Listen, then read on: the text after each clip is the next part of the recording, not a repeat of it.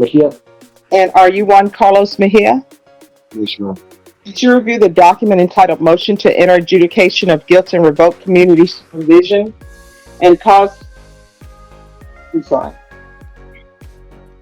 Did you review the document with your attorney? Did you understand it? Yes, ma'am. Quick pause. Here, deferred adjudication might sound like legal jargon, but it's basically a second chance. Court delays judgment while the defendant follows certain rules.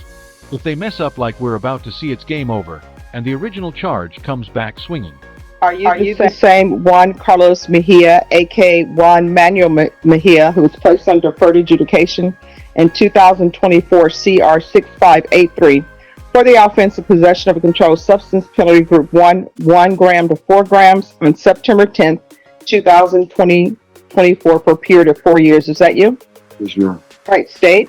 Violation of condition number 4. Dare County, Texas, the defendant Juan Carlos Mejia, aka Juan Manuel Mejia, did then and there fail to report to the supervision officer as directed for the month of December 2024 in violation of condition number 4. How do you plead to that, true or not true? The state will waive and abandon the remaining violation. Any objection? No, Judge. To understand, by pleading true to violation of condition number 4, the court could find it true, grant the motion, find you guilty, and sentence you up to 10 years in the prison and up to a $10,000 fine. Yes, ma'am. Knowing that, do you still wish to plead true to violation of condition number 4? Yes, ma'am. Court will find violation of condition number 4 true. Is there a proposed agreement? There is, Your Honor. Yes. That is to deny the state's motion to continue probationer on deferred adjudication, but to amend conditions to now include local ISS followed by ISP supervision. All right, probation. How has he been doing on probation? Any objection to the court reviewing the court summary? No objection. All right, and let's see here. Just 1 moment. It's coming up slowly. Something's happening with my computer. Yes. So he pleads true, essentially admitting he broke his probation terms. But the twist, he's hoping for mercy. Would you take that deal knowing it could mean 10 years behind bars? Let me know in the comments, risk or regret. There's not any progress.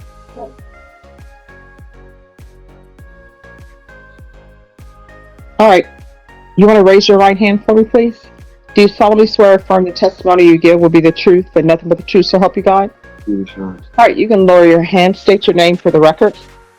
Juan Manuel. All right. So, have you ever reported to probation? No, ma'am. So you've done nothing? No, ma'am. Why have you not reported to probation? Because my father had passed away When? 2 days ago when I got out. When? What date? When is this? I don't know the date now, but 2 days I got out, my mom called me and said that my father passed away. He had cancer. Mhm. Yeah. Going through a mental issue because I'm a daddy's boy. So, but nobody's seen you for close to a year. So that's October, November, December. It's 3 months. Did you call probation at any time? No. Then there's January, February, March, April. This is the emotional core. He says his father just died, and he's spiraling mentally. But here's where it gets murky. The court is trying to pin down a timeline, and it's falling apart faster than his defense. May, June, July, here we are. And you haven't done anything. You never contacted probation. We can't help you if you don't contact anyone. I don't think you're a good candidate for probation. I'm homeless. I ain't had no phone. Like that. Did your mom have a phone? How did your mom contact you to let you know that your father had passed? Because I couldn't have a phone. Yeah. Yes, I didn't know with the probation now. Okay, what you're telling me does not make any sense. You don't have a phone, but somehow your mom is able to contact you. And then she contacts you because another friend has a phone. How did your mom know you were with this friend? And she knew I was staying with him. Mm-hmm. My mom don't let me in the house. Mm-hmm. The stuff I done. House. All right, and so were you checking in on your father? This one. So how could you be a daddy's boy if your mom is telling you your father has passed and you don't even know? That doesn't make any sense to me. When I got out, yeah, So, I mean, you haven't done anything. So, I don't think you're appropriate candidate for probation. I mean, we require that the bare minimum is reporting. All you have to do is pick up the phone and call probation. I don't think you're a good candidate. So, I'm going to grant the motion, find you guilty, and revoke. Any recommendation for time? Your Honor, I believe if third degree 2 to 10, the state would ask for Reality check. Probation isn't a free pass, it's structured accountability. If you ghost the system for almost a year, courts see that as defiance, not a crisis. The judge here is laying that out plain and sharp.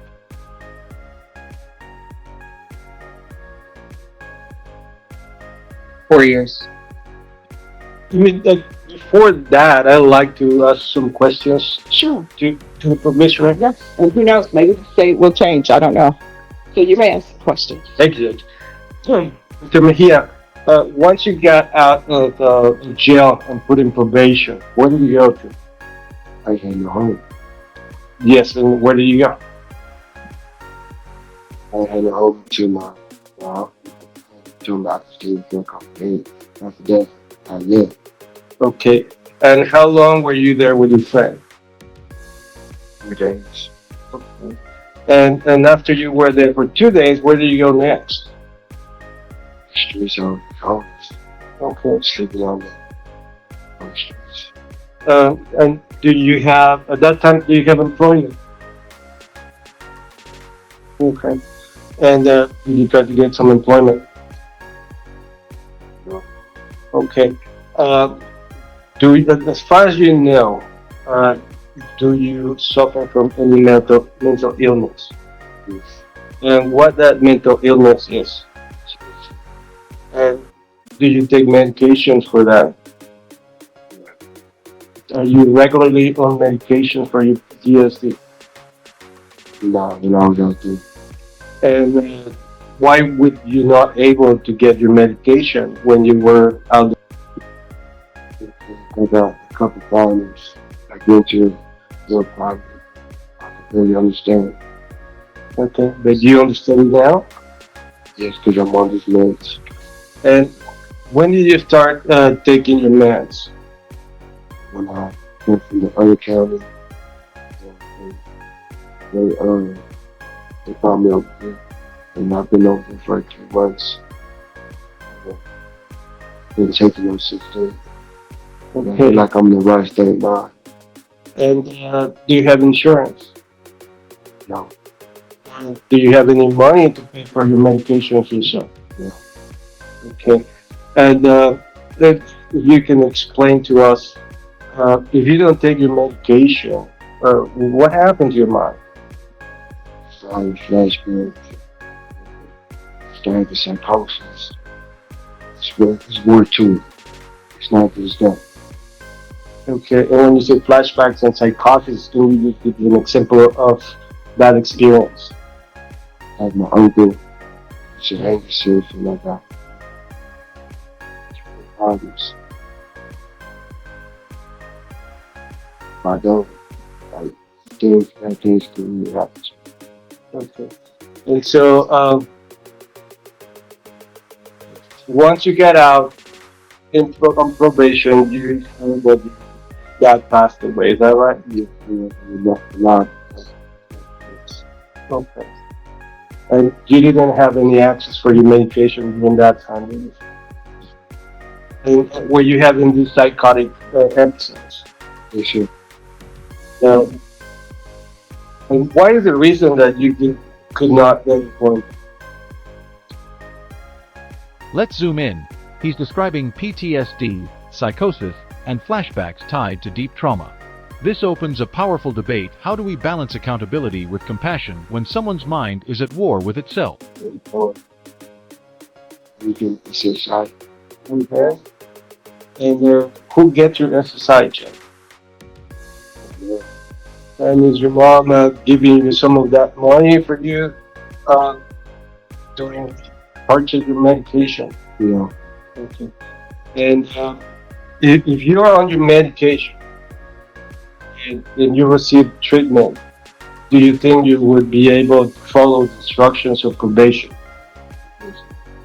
And do you think you may be benefited if we can find a sort of probation with treatment for both your mental illness and probably some drug problem? Yes, sir. And is that you would ask the court to do? Yes, sir. I have no more questions. Right? Any questions? Chief has no questions, Your Honor. All right, so you were released and you went to go live with your friend because your mom doesn't want you living with her. Is that correct? Yeah, I was homeless for them, and then he parked my other home with the phone. They were talking. And he told me, I told my homeless I got no phone. Yeah, I still No. My question is, you were released from custody and you can't live with your mom. Is that correct? Yes, sir. And so 2 days later, you are living with this friend, Yes, sir. and then something ends up happening with that living arrangement, and then you become homeless again. Yes, sir. All right. So I didn't hear anything in between there that he went to his father's funeral, that anything happened with that. The only thing I know is he's saying his father passed, which I still have nothing to show that that's true. His mother, who doesn't want anything to do with him, calls around and happens to know some friend, random friend, that reached out to him. I don't know how that friend reached out to him because he said he didn't have a phone, but she reaches out to this random person, lets him know his father has passed, and he goes into a tailspin and doesn't report for approximately 10, 11 months. Is that what happened? The problem here is that we don't have the mom to ask him those questions. Mhm. And so it would be very difficult for any of us to know what exactly happened. No, I'm just listening to his story and following what he's saying. I still don't have an explanation for why he didn't find his way to probation, or why, since this friend has a phone, why didn't he call probation? He's saying he doesn't know probation's number, but when they go over conditions with you, they give you that information of who to contact. I hear that, but I also hear that he did not have medication, that he was having psychotic episodes, that he suffered from hallucinations and flashbacks, and had no money, had no home. And so we can do that if the court wants to hear from the mom. No, I don't need Anyone it. else? That would be great. And then, so here we are. And by way of argument, we know, and he has admitted that he has not reported. We also know that the defendant has a mental problem.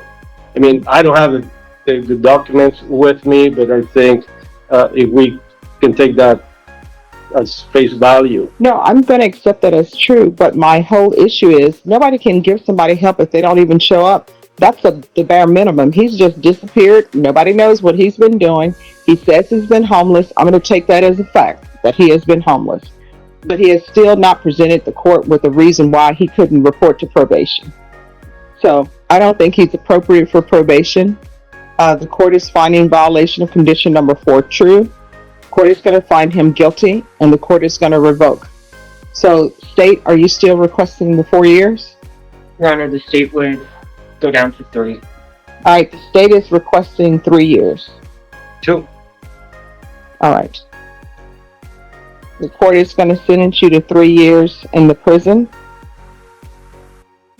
And there it is, 3 years in prison, plus a recommendation for therapeutic support. It's a tragic mix of poor decisions and untreated illness. The court isn't heartless, but it's bound by law. Would mental health support earlier have changed this outcome? Give you credit for any time served, and the court will recommend the therapeutic community. All right, did you review the trial court certification of defendant's rights to appeal with your attorney? Did you understand it and sign it? You have a limited right to appeal. That right to appeal is as it relates to the allegations in the motion, not the fact that you were on deferred adjudication. Because this is a felony conviction, you're not allowed to own or possess any weapons or ammunition. If you have a question over what a weapon or ammunition is, you'll need to speak to an attorney. I've recommended the therapeutic community for you. They will help with any type of mental health issues you may be suffering from or any type of drug addiction. Good luck to you, sir.